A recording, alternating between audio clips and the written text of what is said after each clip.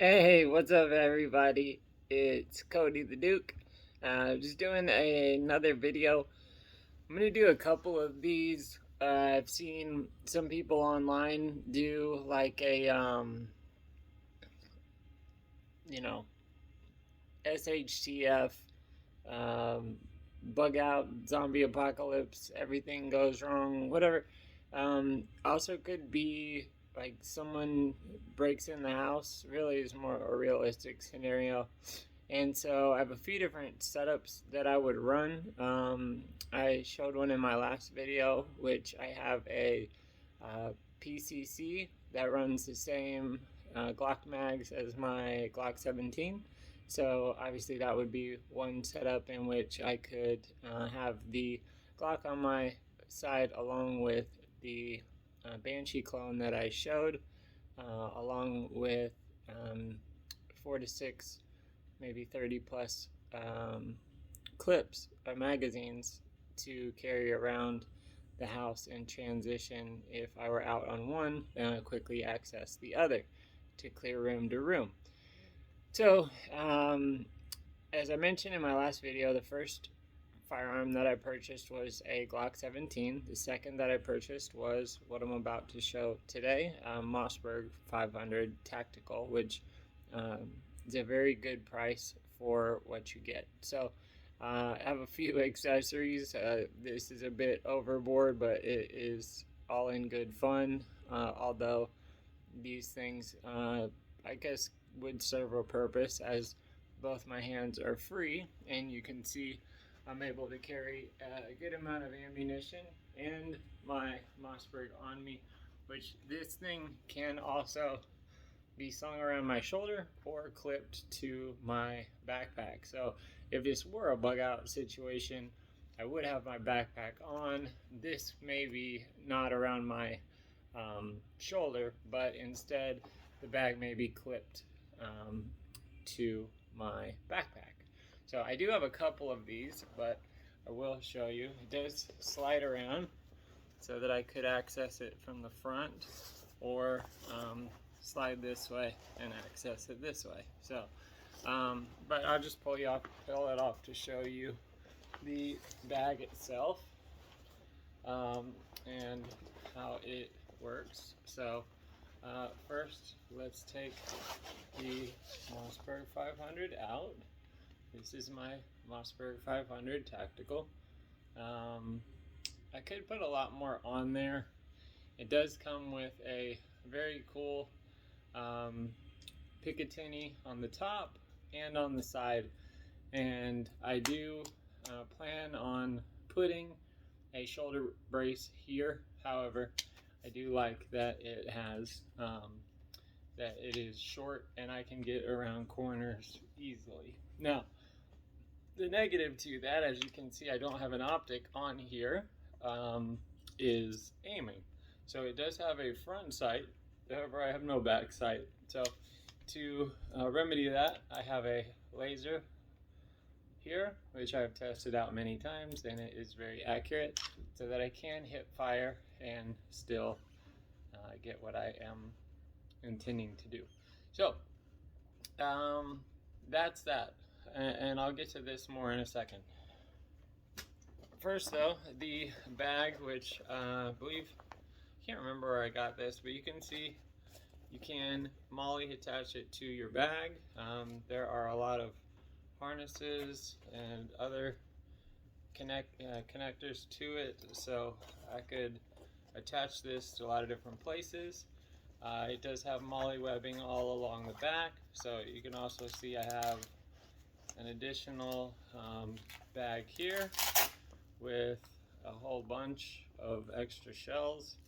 I believe these are all 1 in 8s and double aughts, but I'm going to get to those, the types of slugs, in a second.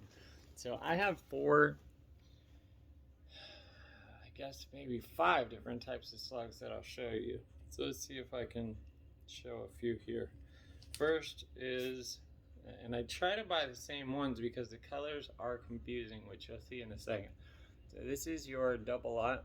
I do try to buy all 2 3/4. Mine will take 2 3/4 or 3-inch slugs. but I can fit, sometimes you can fit more 2 3/4 into yours, as my tube will hold 6 plus 1 in the chamber to be able to do so. But this is my double aught, and you'll be able to tell if you ever don't know by looking at the front and seeing the 9 rounds in there. Okay, so next, let's see if I can find a different looking one. Okay, this is not a double aught. This is actually, that is a double aught, but it looks different, and it says double aught by Federal on the front, so a bit confusing. Alright, let's see. As we go down the list, here we have a Winchester X slug round. Now that is a high-powered hollow point slug, and these things kick like crazy. Let's see. This is a 1 in 8, somewhat of a BB type shell for a lot more spray, which I'll get to in a second. I don't buy those as much anymore. That is another slug. And let's see if anything else is on here. That's another double aught. And here, this is what's called a target load, which is confusing. Some of these green ones I have are slugs, and some are target loads. Now, target loads are much cheaper than these 1 in 8s. Actually, I pulled a slug, oops. And that's why I try to keep them together, but okay. Now, these cost a little more than these. And now, I have tested it on in the range, but I've been told, this is for hunting a duck or something in the air. It will do, unless somebody has a lot of clothes on, it definitely won't feel good to get hit with. This has a lot more to it, and I can just tell in the weight, this is light. This has a lot more load to it. So I have been told if I'm wanting to shoot like a BB and pretty much blast everything in a general area, these are cheap and do the trick better. And you can comment on that if anyone knows more about it.